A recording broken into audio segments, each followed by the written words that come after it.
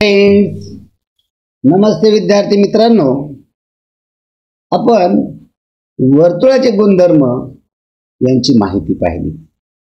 या भागामध्ये आपण वर्तुळाचा परिघ कसा काढायचा, वर्तुळाचं क्षेत्रफळ कशा पद्धतीने काढायचं, त्याची सूत्र कोणकोणती आहेत ही माहिती घेणार आहोत. पहा, या ठिकाणी वर्तुळाची आकृती दाखवलेली आहे. हे सर्व लिहून घ्यायचं आहे. आपल्या वहीमध्ये आकृतीसह हे सर्व व्यवस्थित लिहून घ्यायचं. पहा, सोबतच्या आकृतीमध्ये आपल्याला वर्तुळाची आकृती दिलेली आहे. या आकृतीमध्ये O हा वर्तुळाचा केंद्रबिंदू आहे. यामध्ये OC ही वर्तुळाची त्रिज्या आहे. पहा, आपल्याला दाखवतो मी तिथे OC ही या वर्तुळाची त्रिज्या आहे. या वर्तुळाची त्रिज्या 7 सेंटीमीटर दिलेली आहे. कारण आपल्याला याच्यावरून परिघ, क्षेत्रफळ या सर्व गोष्टी काढायच्या आहेत, म्हणून आपण या ठिकाणी माप घेतलेले आहे. सर्वसाधारणपणे वर्तुळाची गणित असतील तर यामध्ये त्रिज्या ही 7 किंवा 7च्या पटीत दिलेली असते. कारण काय, तर वर्तुळाचं आपल्याला काढण्यासाठी जे सूत्र वापरतो त्याच्यामध्ये आपण पाय हा एक वापरत असतो. पायची किंमत 22/7 किंवा 3.14 असते. आणि त्या ठिकाणी ते सोडवता यावं त्या दृष्टिकोनातून आपल्याला त्रिज्या ही 7 किंवा 7च्या पटीत, 7ची निमपट असेल, दुप्पट असेल, तिप्पट असेल, चौपट असेल, अडीच पट असेल, अशा पद्धतीनं 7च्या पटीत त्रिज्या सर्वसाधारणपणे गणितामध्ये दिली जाते. आता या सोबतच्या आकृतीमध्ये OC ही एक त्रिज्या आहे, OB ही एक त्रिज्या आहे, OA ही एक त्रिज्या आहे. म्हणजे एकूण या आकृतीमध्ये 3 त्रिज्या दाखवलेल्या आहेत. परंतु यामध्ये एक त्रिज्या अशी आहे की OA आणि OB या त्रिज्या एका सरळ रेषेमध्ये आहेत. म्हणजे त्या AB ही जी रेषा आहे हिला व्यास असं म्हणतात. हा व्यास त्रिज्येच्या दुप्पट असतो. त्रिज्याला इंग्रजीमध्ये R आपण म्हणतो आणि व्यासला डायमीटर, रेडियस आणि डायमीटर. आता या ठिकाणी आपल्याला त्रिज्या किंवा डायमीटर त्रिज्या किंवा व्यास दिलेला असेल तर त्याच्यावरून आपल्याला वर्तुळाचा परिघ, वर्तुळाचा व्यास, वर्तुळाचे क्षेत्रफळ हे सर्व काढता येतं. आता याच्यामध्ये सुरुवातीच्या स्टेजला फक्त त्रिज्या दिली असेल, त्याच्यावरून सर्कम्फरन्स म्हणजे परिघ काढता येतो. परंतु पुढे पुढे परिघावरून त्रिज्या काढा, क्षेत्रफळावरून त्रिज्या काढा, क्षेत्रफळावरून डायमीटर काढा, व्यास काढा, अशा पद्धतीची वेगवेगळ्या पद्धतीनं सूत्र गणितं येतात. आणि ही गणितं आपल्याला सोडवण्यासाठी काही सूत्र आपल्याला पाठ असणं गरजेचं असतं. तर वर्तुळामध्ये सर्वात OC, OA आणि OB या 3 त्रिज्या काढलेल्या आहेत. आता त्रिज्येच्या दुप्पट हा व्यास असतो. त्रिज्या जर 7 सेंटीमीटर असेल तर व्यास 14 सेंटीमीटर येणार आहे. किंवा जे एकक वापरलेलं असेल, जर इंचामध्ये असेल इंच असेल, मीटरमध्ये असेल तर मीटर असेल, म्हणजे जे परिमाण एकका वापरलेला आहे त्या परिमाणामध्येच हा व्यास येत असतो. व्यास हा त्रिज्येच्या दुप्पट असतो. आता परिघाचं सूत्र पहा. परिघ, सर्कम्फरन्स, याचं सूत्र आहे पाय डी. 22/7D आणि त्यांचं गुणोत्तर म्हणजे 7 सेंटीमीटर जर तुमचा डायमीटर असेल तर परिघ 22 असतो. याचं गुणोत्तर आपल्याला लक्षात ठेवायचं. आता या आकृतीमध्ये 7 सेंटीमीटर त्रिज्या दिलेली आहे आणि आपल्याला परिघ काढायचं असेल तर परिघाचं सूत्र आहे पाय डी. आता पाय डी, पायची किंमत आपण सोडवण्यासाठी गणितामध्ये 22/7 घेतो आणि डायमीटर 7 सेंटीमीटर त्रिज्या आहे आणि आता डायमीटर 14 येणार आहे. 7 × 7, 7 × 2 = 14, उत्तर येणार आहे 44 एकक 44 सेंटीमीटर. हे काय आहे, परिघ आहे. त्याला एकक तेच येतं, ते काय स्क्वेअर वगैरे होत नाही. तर हे परिघ म्हणजे वर्तुळाची कडा. परिघ म्हणजे वर्तुळाची कडा ही आपल्याला या सूत्राने पाय डी, किंवा जर त्रिज्या दिली असेल तर या ठिकाणी हे सूत्र आपण हे लिहून घ्यायचं बरं का विद्यार्थी मित्रांनो. हे लिहून घ्यायचं आहे आणि त्याच्यावरतीच आपल्याला आता वर्तुळाची त्रिज्या 7 दिलेली असेल, आपल्याला डायमीटर दिलेला नाही, मग त्रिज्या जर 7 दिली असेल तर आपल्याला परिघ कसा काढायचा ते तर तेव्हा सूत्र कोणतं वापरावं लागतं पहा. जर आपल्याला त्रिज्या दिली असेल तर तेव्हा सूत्र 2πr म्हणजे पाय 22/7 आर ची दुप्पट म्हणजे डी. पण गणितामध्ये जर आर दिला असेल तर त्याच्यावरून डायमीटर करावा लागतो आपल्याला. इथं त्रिज्या 7 सेंटीमीटर दिली, मग सूत्रामध्ये काय होईल, 2 गुणिले 22/7 गुणिले रेडियस किती दिले 7, 7 एके 7 आणि 22 दुने 44 सेंटीमीटर. या पद्धतीनं आपल्याला त्रिज्या दिली असेल तर परिघ काढता येतो, सर्कम्फरन्स काढता येतो, किंवा डायमीटर दिला असेल तर त्यावरून देखील आपल्याला परिघ काढता येतो. हे लिहून घेत चला. चला पुढील प्रश्न पहा. आता जर 7 सेंटीमीटर त्रिज्या दिली असेल तर त्याचा व्यास कसा काढला जातो, तर त्याचं सूत्र दिलेलं आहे पहा इथे. हे सूत्र सर्व लिहून घ्यायचे आहेत. वर्तुळाचा व्यास बरोबर डी, त्याला म्हणतात 2r, म्हणजे त्रिज्येची दुप्पट हा डायमीटर असतो.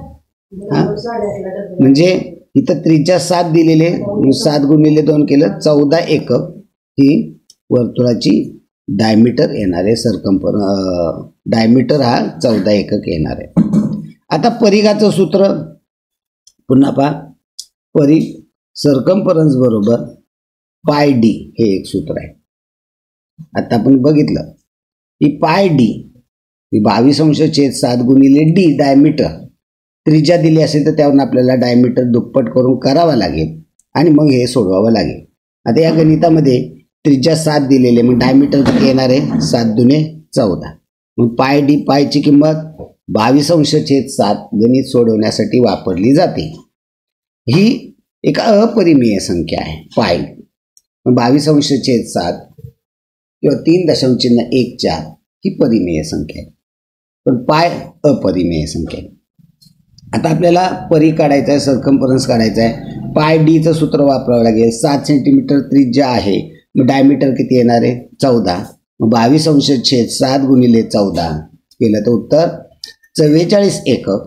जर सेंटीमीटर दिले असेल सेंटीमीटर, इंच दिला असेल इंच, मीटर दिला असेल मीटर.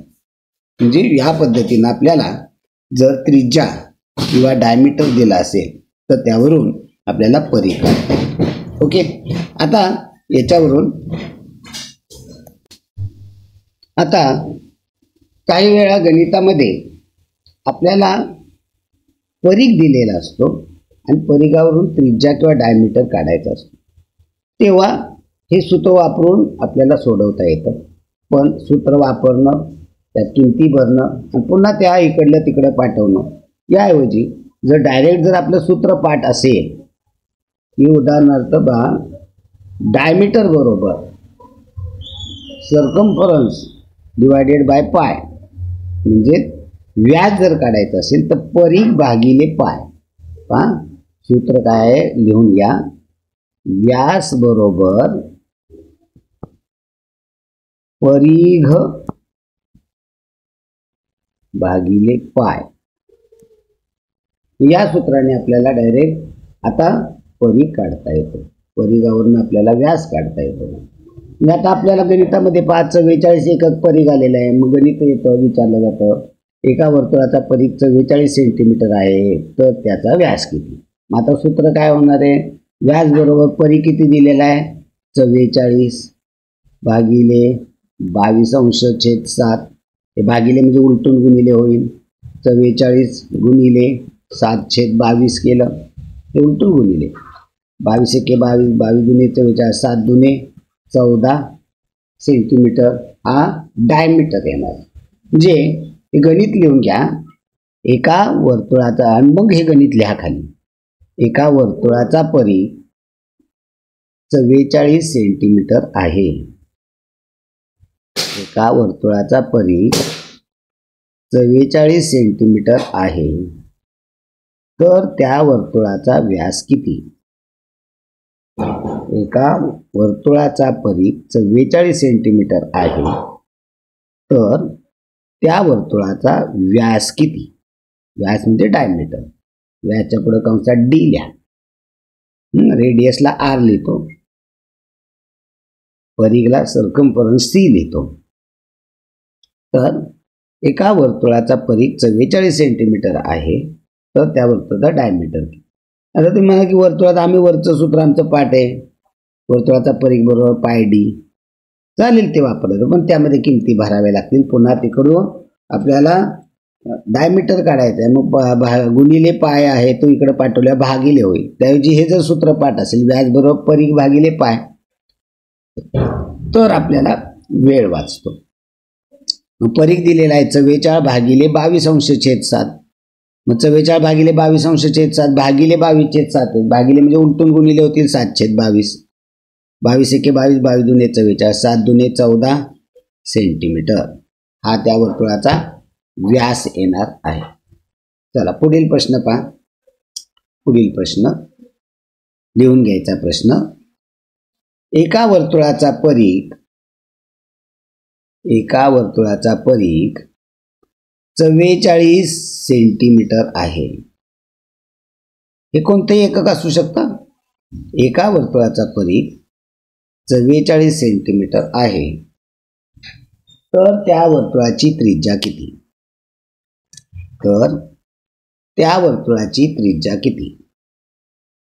आता आपल्याला हे जे मूळ सूत्र आहे, कोणतं सूत्र आहे? सूत्र जर त्रिज्या दिली असेल तर परिघ बरोबर, सूत्र आपल्याला काय दिलेलं आहे? परिघ बरोबर 2πr हे सूत्र आहे, मूळ सूत्र. आता आपल्याला रेडियस काढायची म्हटल्यावर काय करावं लागेल? आर बरोबर परिघ भागिले 2π. हे सूत्र आपलं पाठ असलं पाहिजे. परिघ बरोबर 2π. आता इथं रला पहिली वेलांटी पाहिजे बरं का, परिघ. आता इथं मी दुसरी वेलांटी दिलेली आहे पहा, म्हणजे या अनावधानाने चुका होतात.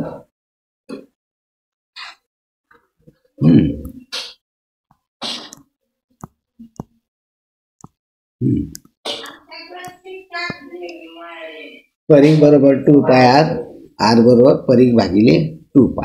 आता आपल्याला गणितामध्ये काय सांगितलंय? परिघ दिलेला आहे 44 भागिले 2 गुणिले पायची किंमत किती असते? 22/7. इथे हा गुणाकार करून वरती किंवा हे 2/1 आहे.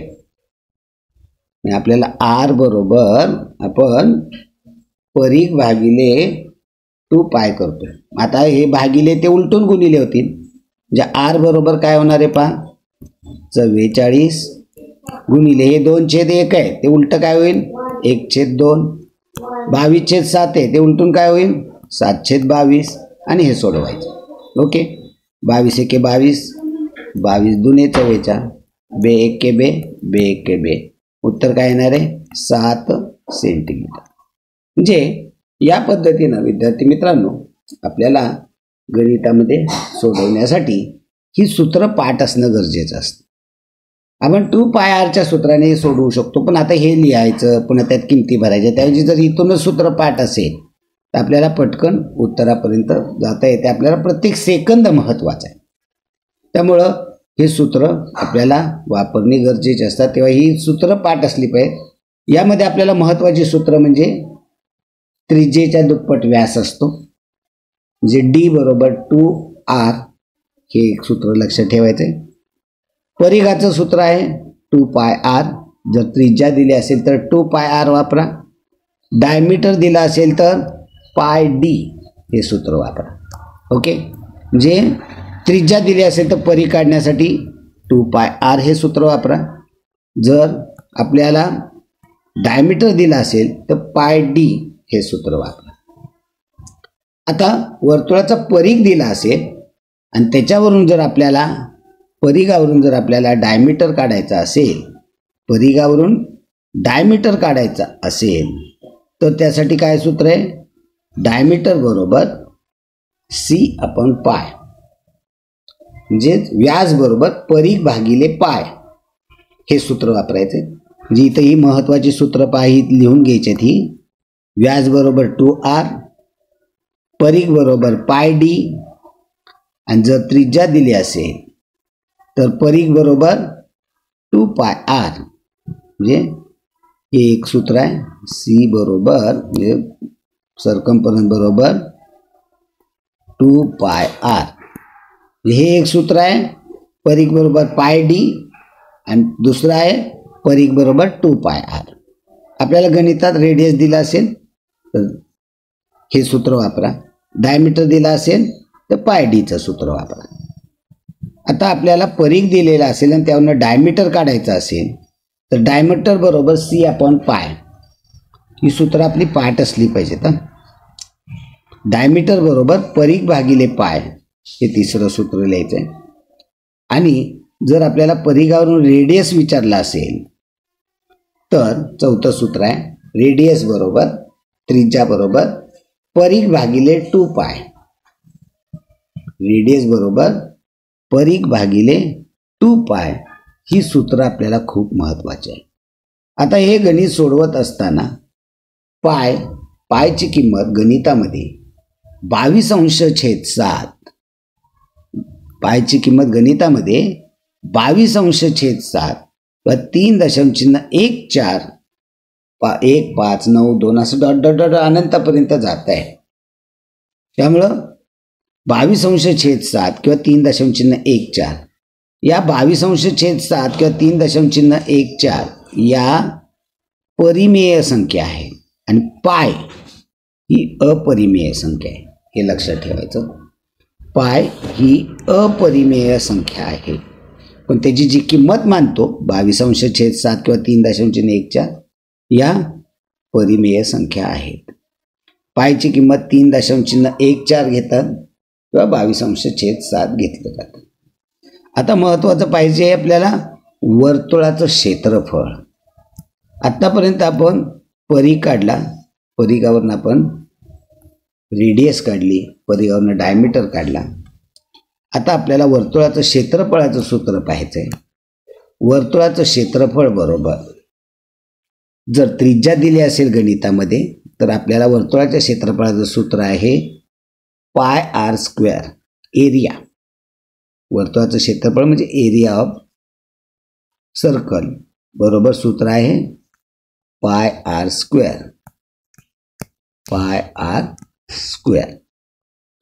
आता या गणितामध्ये आपल्याला त्रिज्या 7 सेंटीमीटर दिली होती. गणित लिहून घ्या. एका वर्तुळाची त्रिज्या 7 सेंटीमीटर आहे. गणित लिहून घ्या. एका वर्तुळाची त्रिज्या 7 सेंटीमीटर आहे. तर त्या वर्तुळाचे क्षेत्रफळ किती? एका वर्तुळाची त्रिज्या r 7 सेंटीमीटर आहे, तर त्या वर्तुळाचे क्षेत्रफळ किती? आता याच्यामध्ये आपल्याला सूत्रामध्ये किंमत भरायची. आपल्याला त्रिज्या दिलेली आहे. एका वर्तुळाची त्रिज्या 7 सेंटीमीटर आहे, तर त्याचे क्षेत्रफळ किती? आता इथं आपण पायची किंमत 22/7 मानतो. क्वचित प्रसंगी ती 3.14 मानायची असते, तेव्हा गणितामध्ये त्यांनी दिलेलं असतं की पायची किंमत 3.14 घ्या, माना. तेव्हा ते गणित त्या पद्धतीनं सुटणार असतं. बरं, बऱ्याच वेळा आपण 22/7च वापरत असतो. मग 22/7 गुणिले रेडियस आपल्याला दिलेले 7 सेंटीमीटर. 7चा वर्ग 2 वेळा मांडा. वर्ग 7 7 49 करत बसू नका.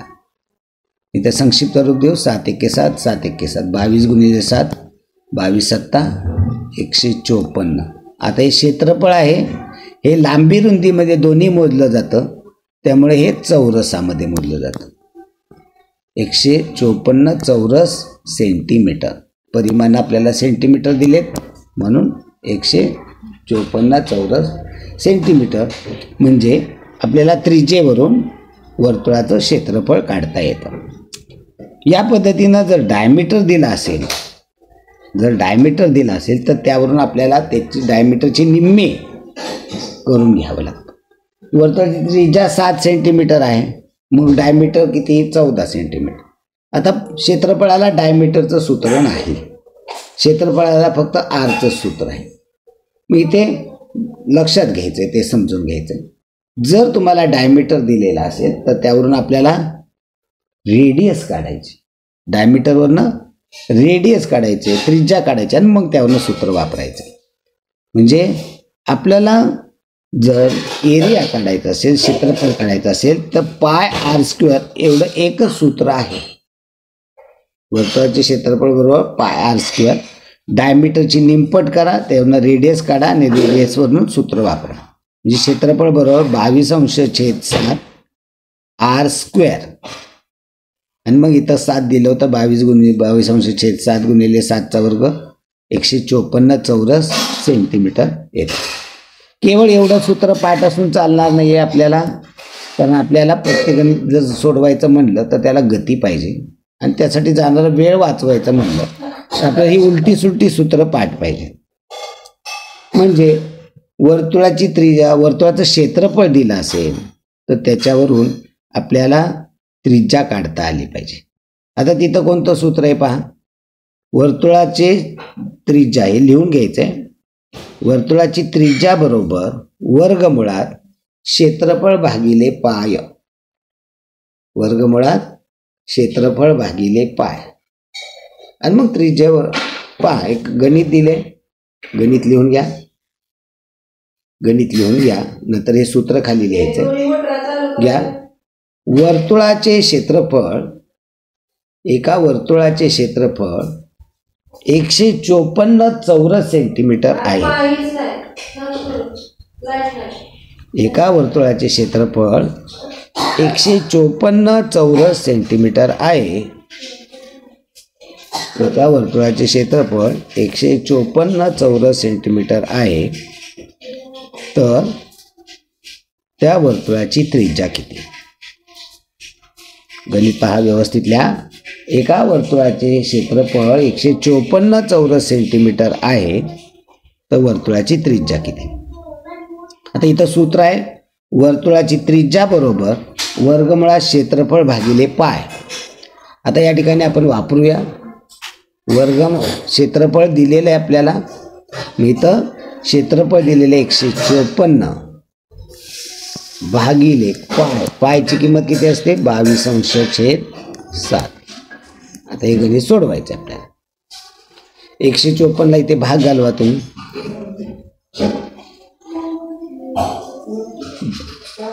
7 दुने 14.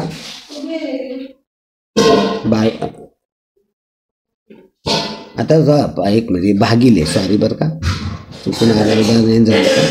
154 भागिले 22/7. आता आपल्याला इथं संक्षिप्त रूप देऊया आपण. भागिले म्हणजे काय असतं? उलटून गुणिले असतं. म्हणजे काय होईल? 154 गुणिले 7/22. 22 एके 22, 22 7 54 असे. म्हणजे 7 गुणिले 7. वर्गमुळात काय येणार आहे? 7 गुणिले 7. म्हणजे 7 गुणिले 7 याचं वर्गमूळ काढलं तर काय होईल? 7. म्हणजे त्या वर्तुळाची त्रिज्या 7 सेंटीमीटर येणार आहे. गुणाकार करून 7 49, त्याचं वर्गमूळ काढण्याची 2 वेळा 7 आहे, मग 2 वेळा आहे, वर्गमूळ काढताना एकदा राहतं.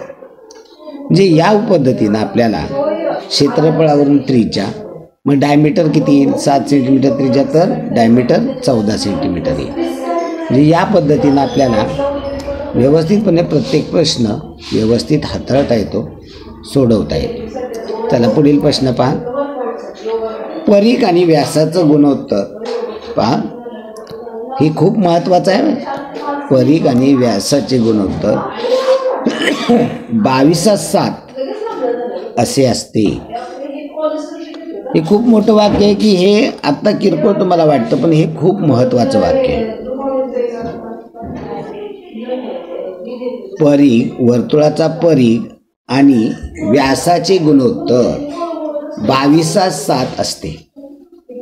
हे कायमस्वरूपी लक्षात ठेवायचं, ज्याद्वारे आपली ही वरची सूत्र वगैरे वापरायचं सोडून द्यावं लागतं. आपल्याला सूत्र वापरून अगदी 5वीतल्या मुलाला आपण शिकवलं तरी आपल्याला हे येतं. 4थी-5वीच्या मुलाला एकदा जर तो आपण कॉन्सेप्ट क्लिअर करून दिला, व क्षेत्रफळ असं काढायचं, व्यास असा काढायचा, त्रिज्या अशी काढायची, ती मुलं किमती भरून करतात. पण आपण आता जर 6वी, 7वी, 8वीला असेल तर त्या ठिकाणी केवळ प्रश्न पाहिल्याबरोबर उत्तरापर्यंत पोहोचण्याची आपली क्षमता निर्माण झाली पाहिजे. म्हणजे जर एका वर्तुळाचा परीघ 154 दिला असेल, हे अगोदर लिहून घ्या. वर्तुळाचा परीघ व व्यासाचे गुणोत्तर 22:7 असते. परीघ आणि व्यासाचे गुणोत्तर 22:7 असते. लिहून घ्या, परीघ आणि व्यासाचे गुणोत्तर 22:7 असते. परीघ आणि व्यास हे गुणोत्तर आहे. याचा अर्थ काय होतो पहा, 7 सेंटीमीटर व्यास असेल तर परीघ 22 येणार आहे. 7 सेंटीमीटर व्यास असेल तर परीघ किती येणार आहे? 22 येणार आहे. आता मी या व्यासाची निमपट केली, व्यास 3.5 केला, तर परीघ देखील काय होणार आहे? निम्मा होणार आहे, 11 येणार आहे. मी एवढंच फक्त तुम्हाला हे 22:7 परीघ आणि व्यासाचं गुणोत्तर लक्षात ठेवलं ना, तुम्हाला कोणतीही त्रिज्या दिली, व्यास दिला, तर सूत्र न वापरता डायरेक्ट ह्याच्यावरून आपल्याला करता येणार आहे. उदाहरणार्थ पहा, व्यास 14 सेंटीमीटर दिला तर परीघ किती येईल? व्यास जर 14 सेंटीमीटर दिला तर परीघ किती येईल? लगेच आपल्याला हे करता आलं पाहिजे, या 7ची ही किती पट आहे? दुप्पट आहे. मग परीघाची पण काय होणार आहे? दुप्पट. 22 दुने 44. सूत्र वगैरे काहीच नाही वापरायचं. हे 6वी, 7वी, 8वीला आलंच पाहिजे. मी तुम्हाला लक्षात काही गोष्टी फक्त 4 मी तुम्हाला सांगितलं की तुम्हाला वर्तुळाचं सोडवायचं आहे ना, फक्त 4च गोष्टी लक्षात ठेवायच्या. की 7 सेंटीमीटर त्रिज्या असेल तर व्यास 14 येतो, 7 सेंटीमीटर त्रिज्या असेल तर व्यास 14 येतो, परीघ 44 येतो, क्षेत्रफळ 154 येतं. बस एवढंच लक्षात ठेवायचं. अर्ध्या वर्तुळाचं म्हणलं तर परिमिती 36 येते आणि क्षेत्रफळ 77 येतं. म्हणजे 5 आकडे, त्यातले 3च आकडे महत्वाचे, 4च आकडे. त्यामुळं तुम्हाला खूप सोपं जाणार की अगदी सोप्या पद्धतीनं हे सर्व सूत्र वगैरे तर आलंच पाहिजे काढता. पण त्याच्या पुढे जाऊन केवळ प्रश्न आपल्या समोर आल्याबरोबर त्याचं उत्तरापर्यंत पोहोचण्यासाठी ही ट्रिक इथं लक्षात ठेवायची. परीघ आणि व्यास याचं गुणोत्तर 22:7 असतं. याला अगदी चौकोन करून ठेवा. हे खाली लिहिले ना, वर्तुळाचा परीघ व व्यासाचे गुणोत्तर 22:7 असते. याच्यावरती कोणतंही गणित. आता व्यास जर मी 35 सेंटीमीटर दिला, व्यास 35 सेंटीमीटर, परीघ किती येईल? या 7ची 5 पट झाली, मग परीघाची पण 5 पट करा. व्यास 35 दिला, परीघ किती येणार आहे? 7ची 5 पट 35, 22ची 5 पट 110 झालं गणित. जर व्यास 49 दिला, व्यास जर 49 दिला तर परीघ किती येईल? 7ची 7 पट, वर्ग नाही, 7ची 7 पट 49, मग 22ची 7 पट 154. व्यास जर 49 असेल तर परीघ 154 येणार आहे. या पटीमध्ये तुम्ही हे लिहा, खाली एकाखाली एक लिहा बरं का. आता मला इथे खोडावं लागणार आहे तुम्हाला. मी पुढे अजून 2-3 गणितं घेतो की ते तुम्ही काय करा, हे एकाखाली एक हा तक्ता तयार करा. हा तक्ता असा व्यवस्थित आका, हा असा तक्ता तयार करा.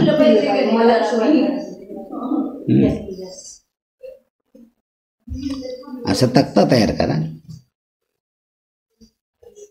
आणि हे नुसतं आत्ता बोलायला आत्ता सांगता येतं, हे सरावाने आपल्याला करायचं आहे. ओके, तर झालं का लिहून पहा. पुढे मला ते पुढे पहा. इथे फक्त 22/7 एवढंच लक्षात ठेवायचं आहे तुम्हाला. पहा पुढे. आता मी व्यास दिला, व्यास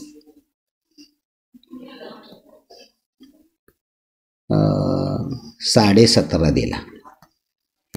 व्यास दिला 17.5 सेंटीमीटर. परिघ किती आहे? व्यासाची ही 2.5 पट आहे. मग 22ची 2.5 पट.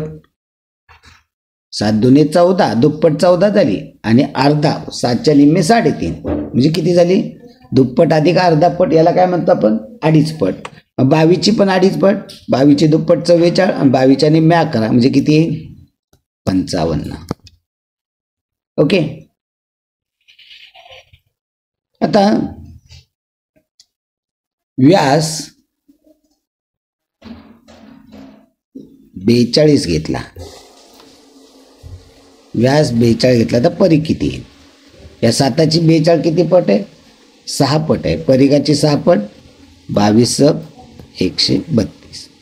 आपण पुढच्या तक्त्यामध्ये हे पुन्हा पाहणार आहोत. या पद्धतीनं तुम्ही खाली 4-5 गणितं वाढवा, 7च्या पटीत घ्या, ज्याद्वारे आपल्याला पटकन सोडवता येईल. जर मी व्यास 3.5 घेतला, पहा मी जर व्यास घेतला 3.5, ही त्रिज्या किती असणार आहे रे? 1.75. याला व्यवहारामध्ये 2.25 मानतात. जे व्यास 3.5 असेल तर त्रिज्या 2.25 असणार आहे, 1.75. मग परिघ किती येईल? व्यासाची ही निमपट झाली, परिघाची निमपट 11. व्यास जर 3.5 सेंटीमीटर असेल तर परिघ 11 सेंटीमीटर येणार आहे. तर या पद्धतीनं विद्यार्थी मित्रांनो, परिघावरनं व्यास, व्यासावरनं परिघ हे गुणोत्तर पाठ असेल तर आपल्याला चुटकीसरशी कोणतंही सूत्र न वापरता आपल्याला पटकन करता येतं. ओके, धन्यवाद मित्रांनो. भेटू पुढील भागामध्ये पुढील घटक घेऊन.